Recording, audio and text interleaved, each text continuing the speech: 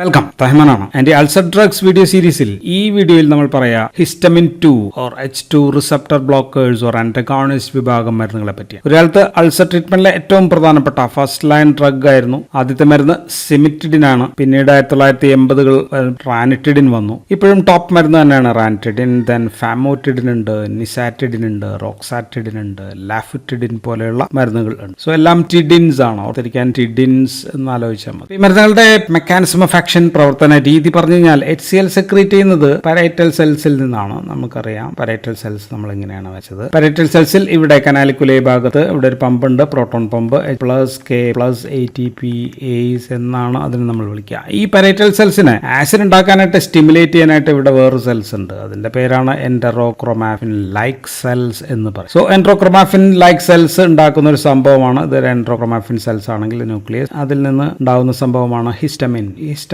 പുറത്തേക്ക് റിലീസ് ചെയ്യുന്നു. ഇത് ഇവിടെ പോയി പ്രവർത്തിക്കുന്ന ഒരു G പ്രോട്ടീൻ കപ്പിൾഡ് റിസപ്റ്ററിലാണ്. ആൻഡ് ഇത് പ്രവർത്തിച്ചു കഴിഞ്ഞാൽ ഇതിനെ സ്റ്റിമുലേറ്റ് ചെയ്യും, പമ്പിനെ സ്റ്റിമുലേറ്റ് ചെയ്യും, ആസിഡ് സെക്രീറ്റ്. ഇനി ഭക്ഷണം കഴിക്കുമ്പോൾ നമ്മുടെ വാഗസ് നെർവ് സ്റ്റിമുലേറ്റ് ചെയ്തിട്ട് vagus nerve acetyl choline release ചെയ്യും. ഈ അസിറ്റൈൽ കോളിന് ഇവിടെയും ആക്ട് ചെയ്യാം, ഇങ്ങനെ ആക്ട് ചെയ്യാം, ആൻഡ് ഇവിടെയും ആക്ട് ചെയ്യാം. ഇവിടെ ആക്ട് ചെയ്ത് കഴിഞ്ഞാൽ കൂടുതൽ ഹിസ്റ്റമിൻ റിലീസ് ചെയ്യും. ആ ഹിസ്റ്റമിൻ ഇവിടെ വന്നിട്ട് വീണ്ടും ഇങ്ങനെ പ്രവർത്തിക്കും. ദെൻ സ്റ്റൊമക്ക് സെക്രീറ്റ് ചെയ്യുന്ന ഒരു ഹോർമോൺ നമ്മൾ പറഞ്ഞു, ഗ്യാസ്ട്രിൻ എന്ന് പറയുന്ന ഹോർമോൺ. ഈ ഗ്യാസ്ട്രിൻ ഇവിടെ പോയി CCK റിസപ്റ്ററിൽ ആക്ട് ചെയ്യാം, ആൻഡ് ഇവിടെയും പോയി CCK റിസപ്റ്റർ 2 കോളിസിസ്റ്റോകൈനിൻ 2 റിസപ്റ്ററിൽ ആക്ട് ചെയ്ത് കഴിഞ്ഞാൽ ഇവിടെ നിന്ന് കൂടുതൽ ഹിസ്റ്റമിൻ ഉണ്ടാകും, അതും ഇവിടെ പോയി ആക്ട് ചെയ്യും. സോ ഇങ്ങനെ സ്റ്റിമുലേറ്റ് ചെയ്യും. സോ പരൈറ്റൽ സെൽസിനെ സ്റ്റിമുലേറ്റ് ചെയ്യുമ്പോൾ ആസിഡ് സെക്രീറ്റ് ചെയ്യും. സോ HCl വഴി all type of basal acid secretion stimulated ആണ്. Psychic, then neurogenic, then cephalic and also gastric. ഏത് രീതിയിലും എല്ലാ രീതിയിലും ആസിഡ് റിലീസ് ചെയ്യാനായിട്ട് ഇവിടെ H+ റിലീസ് ചെയ്യാനായിട്ട് ഇവിടെ ക്ലോറിൻ വരും. രണ്ടും കൂടി ചേർന്ന HCl ആയി. ഇതെല്ലാ രീതിയിലും സ്റ്റിമുലേറ്റ് ചെയ്യാനായിട്ട് ഹിസ്റ്റമിനെ കൊണ്ട് പറ്റും. സോ ഹിസ്റ്റമിൻ പ്രവർത്തിക്കുന്ന റിസപ്റ്റർ എന്ന് പറയുന്നത് H2 ഹിസ്റ്റമിൻ 2 റിസപ്റ്റർ ആണ്. GPCR G protein coupled receptor ആണ്. ഇനി അസിറ്റൈൽ കോളിൻ പ്രവർത്തിക്കുന്ന റിസപ്റ്ററിന്റെ പേര് ഞാൻ പറഞ്ഞില്ല. അത് പ്രധാനമായിട്ട് M3 ടൈപ്പ് ഓഫ് മെസ്കാരനിക് 3 റിസപ്റ്റർ ആണ്. സോ എങ്കിലും നമുക്ക് പല രീതിയിൽ സെക്രീഷൻ ഉണ്ടെങ്കിലും നമുക്ക് ഏറ്റവും കൂടുതൽ തടയാവുന്നത് ഇവിടെ ബേസൽ ആസിഡ് സെക്രീഷൻ ആണ്. രാത്രി മറ്റുണ്ടാകുന്നതാണ് ബേസൽ ആസിഡ് സെക്രീഷൻ എന്ന് പറയുന്നത്. ഇതാണ് കൂടുതൽ തടയാൻ. അപ്പോൾ തടയാൻ എത്ര ശതമാനം പറ്റുമെന്ന് വെച്ചാൽ 60-80% ആസിഡ് പ്രൊഡക്ഷനും നമുക്ക് തടയാനായിട്ട് H2 റിസപ്റ്റർ വഴി ഇതിനെ ബ്ലോക്ക് ചെയ്ത് കഴിഞ്ഞാൽ നമുക്ക് പറ്റും. ആൻഡ് എല്ലാ മരുന്നുകളും ഈ H2 റിസപ്റ്ററിൽ ഇവിടെ കോമ്പറ്റീറ്റീവ് ബ്ലോക്കേഴ്സ് ആണ്. Competitive blockers. So these all R competitive blockers ആണ് എന്നുള്ളതാണ് ഒരു കാര്യം. പക്ഷേ ഫാമോറ്റിഡിൻ എന്ന് പറയുന്ന മരുന്ന് ഈ മരുന്ന് നോൺ കോമ്പറ്റീവ്. അതാണ് ഒരു വ്യത്യാസം. നോൺ കോമ്പറ്റീറ്റീവ് ബ്ലോക്കറാണ്. ബാക്കി എല്ലാം കോമ്പറ്റീറ്റീവ് ബ്ലോക്കറാണ്. ദെൻ ലാഫിറ്റിഡിൻ എന്ന് പറയുന്ന ഈ മരുന്നിന് കൂടുതലായിട്ട് നൈട്രിക് ഓക്സൈഡ് റിലീസ് ചെയ്യാനായിട്ടുള്ള പ്രവർത്തനം കൂടിയുണ്ട് എന്ന് പറയുന്നു. സോ അതുകൊണ്ട് mucosal blood flow, increase the mucosal blood flow and also mucin secretion ഒക്കെ കൂട്ടാനായിട്ട് പറ്റും എന്നാണ് പറയുന്നത്. സോ അപ്പോൾ ആക്ഷൻ പറയാ, ദീസ് ആർ സെലക്റ്റീവ് ആണ്. മറ്റ് H1 റിസപ്റ്റർ ഉണ്ട് നമുക്കറിയാം, ആന്റി ഹിസ്റ്റമിനിക് ആക്ഷൻ. അതിലല്ല, only selective H2 receptor blockers ആയിട്ടാണ് പ്രവർത്തിക്കുക. ഇനി എല്ലാ H2 റിസപ്റ്റർ ബ്ലോക്കേഴ്സ് എല്ലാം തന്നെ these all are acid stable ആണ്. എന്ന് വെച്ചാൽ വയറ്റിലെ GIT-യിലേക്ക് മരുന്ന് എത്തിക്കഴിഞ്ഞാൽ ആസിഡ് വഴി നശിക്കുന്നില്ല. നമ്മൾ പ്രോട്ടോൺ പമ്പ് PPIs-നെ കുറിച്ച് എന്താ പറഞ്ഞത്? അത് ആസിഡ് വഴി നശിക്കുന്നു എന്നാണ് നമ്മൾ പറഞ്ഞത്. പക്ഷെ ഇവിടെ അങ്ങനെ സംഭവിക്കുന്നില്ല. ദീസ് ഓൾ ആർ സ്റ്റേബിൾ മരുന്നുകളാണ്. മാത്രമല്ല നോ ഇന്റർഫറൻസ് വിത്ത്. സോ ഇവ ആഹാരത്തിന് അരമണിക്കൂർ മുമ്പ് തന്നെ കഴിക്കണം എന്ന് നിർബന്ധമില്ല. ഇത് പക്ഷേ നമ്മൾ അങ്ങനെയാണ് പറഞ്ഞത്. ഭക്ഷണശേഷവും ഈ മരുന്നുകൾ നമുക്ക് കഴിക്കാം. മാത്രമല്ല രാത്രി ഭക്ഷണശേഷമൊക്കെ കഴിച്ച് കിടക്കുന്നതിനും അരമണിക്കൂർ മുമ്പ് കഴിച്ച് കിടന്നാൽ this can reduce the nocturnal എന്ന് വെച്ചാൽ രാത്രിയുള്ള നോക്ടേണൽ ആസിഡ് സെക്രീഷൻ വളരെയധികം കുറയ്ക്കാനായിട്ട് പറ്റുന്നതിൽ വളരെ എഫിഷ്യന്റ് ആയിട്ടുള്ള മരുന്നാണ് ഈ H2 റിസപ്റ്റർ ബ്ലോക്കേഴ്സ്. പക്ഷേ ആന്റാസിഡ്സിന് ഒപ്പം ഈ മരുന്ന് കഴിക്കരുത്. ഒരുമിച്ച് ഒരേ സമയം എന്ന് വെച്ചാൽ ഒരു 30 മിനിറ്റ്സ് ഗ്യാപ്പ് എങ്കിലും മിനിമം കൊടുക്കണം. അത് പ്രോട്ടോൺ പമ്പിനും അങ്ങനെ തന്നെയാണ്. ഞാനത് അവിടെ പറയാൻ വിട്ടുപോയി എന്ന് തോന്നുന്നു. പ്രോട്ടോൺ പമ്പ് ഇൻഹിബിറ്റർ ആയാലും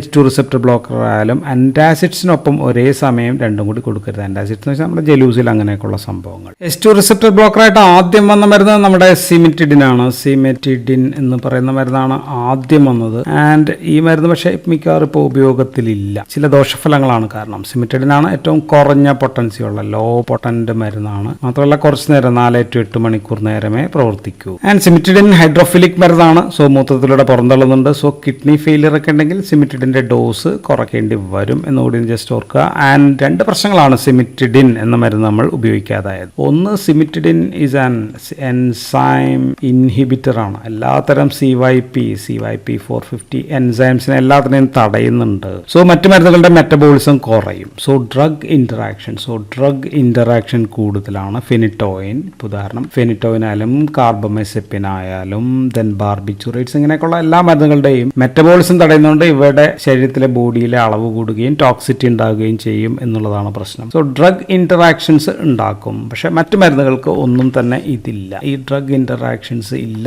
എന്നുള്ളതാണ് മറ്റു മരുന്നുകളുടെ ഗുണം. ആൻഡ് സിമിറ്റഡിന്റെ രണ്ടാമത്തെ സീരിയസ് ആയിട്ടുള്ള ഒരു പ്രശ്നം അതിന്റെ ആന്റി ആൻഡ്രോജനിക് ആക്ടിവിറ്റിയാണ്. ആന്റി ആൻഡ്രോജനിക് ആക്ടിവിറ്റി ഉണ്ട്. സിമിറ്റഡിൻ എന്താ ചെയ്യാന്ന് വെച്ചാൽ, സിമിറ്റഡിൻ ഇപ്പോൾ ഡൈഹൈഡ്രോടെസ്റ്റോസ്റ്ററോൺ അതാണല്ലോ ആക്റ്റീവ് ഫോം, അതിനെ അതിന്റെ റിസപ്റ്ററിൽ അത് പിടിച്ചിരിക്കുകയാണെങ്കിൽ അവിടെ നിന്ന് മാറ്റി സിമിറ്റഡിൻ പോയി അവിടെ പോയി. സോ അപ്പോൾ പുരുഷന്മാരിൽ എന്താണ്, ഡൈഹൈഡ്രോടെസ്റ്റോസ്റ്ററോണിന്റെ ആക്ഷൻ കിട്ടില്ല. പുരുഷന്മാരിൽ ഈ ഹോർമോണിന്റെ ഗുണം കുറയുമ്പോൾ എന്ത് പ്രശ്നം ഉണ്ടാകും, ഗൈനക്കോമാസ്റ്റി ഉണ്ടാകാം, ഡിക്രീസ്ഡ് ലിബിഡോ, സെക്ഷുവൽ ഡിസയർ, അങ്ങനെയൊക്കെയുള്ള കാര്യങ്ങൾ കുറയും. ദെൻ ഇംപൊട്ടൻസി ഉണ്ടാക്കാം, then also decreased sperm count. So ഇത്രയും കാര്യങ്ങളൊക്കെ കുറയുന്നുണ്ട് ഈ മരുന്ന് നമ്മൾ ഉപയോഗത്തിൽ ഇല്ല. ദെൻ അപ്പോൾ സ്ത്രീകളിൽ ഉണ്ടാക്കാവുന്ന പ്രശ്നം എന്ന് പറഞ്ഞു കഴിഞ്ഞാൽ ഇത് സ്ത്രീകളിൽ പ്രോലാക്റ്റിന്റെ എമൗണ്ട് വർദ്ധിപ്പിക്കും. Prolactin is increased. പ്രോലാക്റ്റിൻ വർദ്ധിക്കുമ്പോൾ ഗാലക്ടോറിയ എന്ന് പറയുന്ന പ്രശ്നം ഉണ്ടാകാം. ആൻഡ് ഓൾസോ ഇൻഫെർട്ടിലിറ്റി ഉണ്ടാകാം. Then it can also increase ഈസ്ട്രോജന്റെ എമൗണ്ട് കൂട്ടാന്ന് വെച്ചാൽ അത്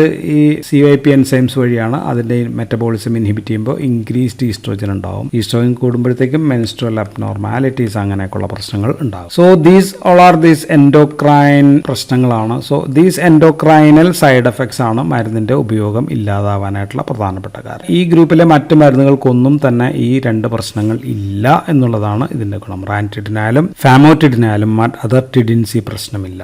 സോ അവയ്ക്ക് no drug interaction and also no anti androgenic effects. So these are safe drugs. ഈ ഗ്രൂപ്പിൽ ഏറ്റവും പ്രധാനപ്പെട്ട മരുന്ന് നമ്മൾ പറയാ റാനിറ്റിഡിൻ ആണ്. റാനിറ്റിഡിൻ എന്ന് പറയുന്ന മരുന്ന് സിമിറ്റിഡിനേക്കാൾ 5 times 5 ഇരട്ടി മോർ പൊട്ടന്റ് ആണ്. മാത്രമല്ല ഇതൊരു 12 hours വരെ ഇതിന്റെ പ്രവർത്തനം കിട്ടുകയും ചെയ്യും. ഡോസ് എന്ന് പറയുന്നത് സാധാരണ 130 milligram 2 നേരം, അല്ലെങ്കിൽ സാധാരണ 300 milligram രാത്രിയൊക്കെ ആയിരിക്കും നമ്മൾ കഴിക്കും സാധാരണ ഡോസ്. ഇനി സോളിഞ്ചർ എല്ലിസൺസ് എന്ന് പറയുന്ന കണ്ടീഷൻസ് ഇഞ്ചക്ഷൻ ആയിട്ടൊക്കെ കൊടുക്കുമ്പോൾ ചിലപ്പോൾ 4 നേരം വരെ കൊടുത്തേക്കാം. ആൻഡ് ഈ മരുന്നിന് ഹെപ്പാറ്റിക് മെറ്റബോളിസം പ്രശ്നങ്ങൾ ഒന്നും തന്നെ ഇല്ല. കിഡ്നി സേഫ് ആണ്, CNS കടക്കില്ല. സോ കിഡ്നി സേഫ് ആണ്, CNSൽ കടക്കുകയും ചെയ്യുന്നില്ല. സോ ഒരു അത്യാവശ്യം നല്ലൊരു മരുന്നാണ് റാനിറ്റിഡിൻ എന്ന് പറയുന്ന മരുന്ന്. ദെൻ അടുത്ത മരുന്ന് ഫാമോറ്റിഡിൻ എന്ന് പറയുന്ന മരുന്ന് റാനിറ്റിഡിനേക്കാൾ 5 ഇരട്ടി പൊട്ടന്റ് ആണ്. 5 times more potent than ranitidine. So is the most potent drug. ഇതാണ് ഏറ്റവും പൊട്ടന്റ് ഡ്രഗ് മരുന്ന്. പക്ഷേ ബയോഅവൈലബിലിറ്റി ഇച്ചിരി കുറവാണ്. 200 milligram 2 നേരം, അല്ലെങ്കിൽ 400 milligram OD. ഇതാണ് സാധാരണ ഡോസ്. ആൻഡ് ഓൾസോ ഇത് ഇതുപോലെ ദീർഘനേരം 12 മണിക്കൂർ നേരമൊക്കെ പ്രവർത്തിക്കും.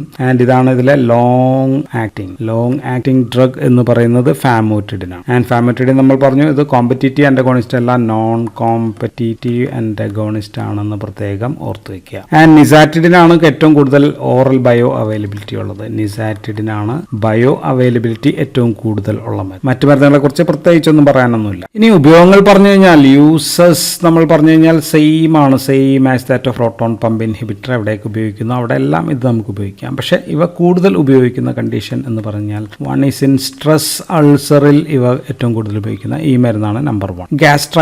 ഗ്യാസ്ട്രൈറ്റിസ് എന്ന് പറയുന്ന കണ്ടീഷനിലും ഈ മരുന്നാണ് നമ്പർ 1 ആയിട്ട് വൈഡായിട്ട് ഉപയോഗിക്കുക. ഇനി പ്രൊഫൈലാറ്റിക് ആയിട്ട് ആസ്പിറേഷണൽ ന്യൂമോണിയ ഉണ്ടാവാതിരിക്കാൻ സർജറി അങ്ങനെയൊക്കെയുള്ള കേസിലാണ് നമ്മൾ കഴിഞ്ഞ വീഡിയോയിൽ പറഞ്ഞതാണ്. സോ അതിലും ട്രഡീഷണലി നമ്മൾ ഈ മരുന്നുകൾ തന്നെയാണ് ഫസ്റ്റ് ഡ്രഗ് ആയിട്ട് ഉപയോഗിക്കുക. ഇനി മറ്റു മരുന്നുകൾ മൂലമുള്ള GI ഇറിറ്റേഷൻ, മറ്റു മരുന്നുകൾ ഇപ്പോൾ ആന്റിബയോട്ടിക്സോ അങ്ങനെയൊക്കെയുള്ള മരുന്നുകൾ ഡോക്ടർമാർ എഴുതുമ്പോൾ അങ്ങനെയുള്ള ഇറിറ്റേഷൻ, ഛർദ്ദിലോക്കാനം, അങ്ങനെയൊക്കെയുള്ള acid secretion, increased acid secretion, അതൊക്കെ തടയാൻ നമുക്ക് PPI പോലെ തന്നെ ഈ മരുന്ന് നമുക്ക് ഉപയോഗിക്കാം. പക്ഷേ ഡോക്ടർമാരൊക്കെ അധികവും PPIs തന്നെയാണ് എഴുതുന്നത് എന്നുള്ളതാണ് ഒരു വ്യത്യാസം. And these drugs are equally effective ആണ്. പക്ഷേ ഇത് കംപ്ലീറ്റ് ആയിട്ട് ആസിഡ് സെക്രീഷൻ തടയും. ഇത് ഒരു 80 to 90% തടയും. ദെൻ അൾസർ, ഡിയോഡിനൽ അൾസർ ആയാലും, ദെൻ ഗ്യാസ്ട്രിക് അൾസർ ആയാലും, പെപ്റ്റിക് അൾസർ എല്ലാത്തിലും നമുക്ക് ഉപയോഗിക്കാം. ദെൻ GERDയിൽ നമുക്ക് ഉപയോഗിക്കാം. പക്ഷേ GERD ഓൺലി ഇൻ മൈൽഡ്, GERDയിൽ മാത്രമാണ്. ഗ്യാസ്ട്രോ ഇസോഫാഗൽ റിഫ്ലക്സ് ഡിസീസിൽ only in mild cases. Serious case ആണെങ്കിൽ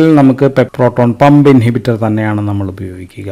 ദെൻ ഇൻ നോൺ അൾസർ അതിൽ നമുക്ക് കാര്യമായിട്ട് ഉപയോഗിക്കാം. നോൺ അൾസർ ഡിസ്പെപ്സിയയിൽ അൾസർ ഇല്ല, പക്ഷെ നെഞ്ചരിച്ചിൽ അങ്ങനെയൊക്കെയുള്ള പ്രശ്നങ്ങൾ, വേദനയൊക്കെ ഉണ്ട്. സോ അങ്ങനെയുള്ള കേസിൽ എമർജൻസിയിൽ നമുക്ക് ഈ മരുന്ന് മതിയാവും. We can use this H2 blockers നമുക്ക് ഉപയോഗിക്കാം. സോളിഞ്ചർ എല്ലിസൺ സിൻഡ്രോമിൽ നമ്മൾ പറഞ്ഞു അതിൽ ഉപയോഗിക്കാം, പക്ഷെ ഡോസ് കൂടുതൽ കൊടുക്കണം. അവിടെയൊക്കെ നമ്മൾ PPIs ആയിരിക്കും ഉപയോഗിക്കുക. സോ സാധാരണ സീരിയസ് അല്ലാത്ത ഡിസ്പെപ്സിയ, നെഞ്ചരിച്ചിൽ, പുളിച്ചു തികട്ടൽ അങ്ങനെയൊക്കെയുള്ള കണ്ടീഷൻസിനെല്ലാം നമുക്ക് H2 റിസപ്റ്റർ ബ്ലോക്കർ നമുക്ക് ഉപയോഗിക്കാം. ഇതിന് വിലയും കുറവാണ്. പ്രോട്ടോൺ പമ്പ് ഇൻഹിബിറ്ററിന്റെ അത്രയും വിലയില്ല എന്നുള്ളതാണ് ഇതിന്റെ ഒരു അഡ്വാൻറ്റേജ്. ഇനി റാൻറ്റിഡിൻ, ഫാമോറ്റിഡിൻ ഇങ്ങനെയൊക്കെയുള്ള മരുന്ന് നമ്മൾ ഡോംപെരിഡോണിന്റെ ഒപ്പം ചേർത്ത് ഉപയോഗിക്കുന്നുണ്ട്. ഡോംപെരിഡോൺ എന്ന് പറയുന്ന ഓക്കാനം, ഛർദിൽ അല്ലെങ്കിൽ പ്രോകാനറ്റിക് ആയിട്ടുള്ള മരുന്നിന്റെ ഒപ്പവും നമ്മൾ PPIs ഉപയോഗിക്കുന്നത് പോലെ തന്നെ ഈ മരുന്നും ചേർത്ത് നമ്മൾ ഉപയോഗിക്കാറുണ്ട്. അപ്പൊ ഇനി നമുക്ക് ദോഷഫലങ്ങൾ പറയണം. ദോഷഫലങ്ങൾ പറയാൻ മാത്രം ഇല്ല എന്നുള്ളതാണ് ഇതിന്റെ ഏറ്റവും പ്രധാനപ്പെട്ട ഒരു ദോഷഫലം. മൈൽഡ് ആണ്. മൈൽഡ് ADR, അതും 5% താഴെ മാത്രം ആൾക്കാരിലൊക്കെ ഉണ്ടാവാറുള്ളൂ. So these are safe. പരീക്ഷയ്ക്ക് ചോദിച്ചാൽ തന്നെ എഴുതാൻ പാടാണ്.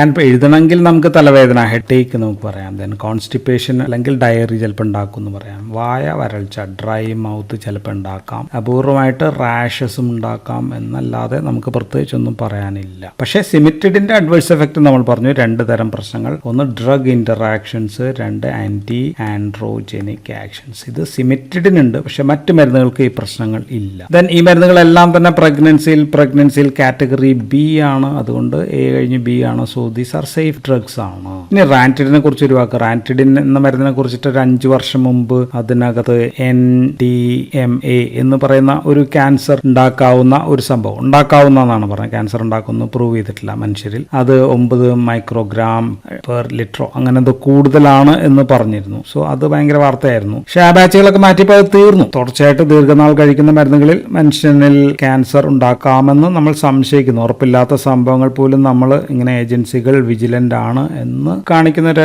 സന്ദർഭമായിട്ട് നമ്മൾ അതിനെ കൂട്ടുക. ഓക്കെ, ഇതാണ് അതിന്റെ പോസിറ്റീവ് വശം. സോ റാൻറ്റിഡിനെ കുറിച്ച് അന്നും ഇന്നും സേഫ് ആണ്. പ്രോട്ടോൺ പമ്പ് വന്നതോടുകൂടി അതിന്റെ ഉപയോഗങ്ങൾ കുറച്ച് കുറഞ്ഞു എന്ന് മാത്രമേ ഉള്ളൂ. ഇനി ഒരു ഗ്രൂപ്പ് മരുന്ന് കൂടി ഞാൻ ഇവിടെ പറയുന്നുണ്ട്. അത് നമ്മൾ അസറ്റൈൽ കോളിൻ പ്രവർത്തിക്കുന്നു എന്ന് പറഞ്ഞാൽ ആ M3 റിസപ്റ്ററിൽ ആക്ട് ചെയ്യുന്ന മരുന്നുകളാണ്. അതിന്റെ പേര് ജസ്റ്റ് പറഞ്ഞേക്കാം. പൈറൻസെപ്പിൻ എന്ന് പറയുന്ന മരുന്നുണ്ട്, ടെലൻസെപ്പിൻ എന്ന് പറയുന്ന മരുന്ന്. സോ ഇതൊന്നും ഇപ്പോൾ ഉപയോഗിക്കുന്നില്ല, ഔട്ടായി. പണ്ട് വർഷങ്ങൾക്ക് മുമ്പ് ഉപയോഗിക്കുമായിരുന്നു. ഇത് ഏകദേശം ഒരു 40-50% ആസിഡ് സെക്രീഷൻ കുറയ്ക്കുന്ന മരുന്നായിരുന്നു. പക്ഷേ റാൻറ്റിഡിനൊക്കെ വന്നതോടുകൂടി ഈ സംഭവങ്ങൾ ഔട്ടായി. സോ അപ്പോൾ നമുക്ക് അടുത്ത വീഡിയോയിൽ നമുക്കപ്പോൾ ആന്റാസിഡ്സിനെ കുറിച്ചിട്ടാണ് പറയേണ്ടത്. So that's all in this video. Thank you for watching.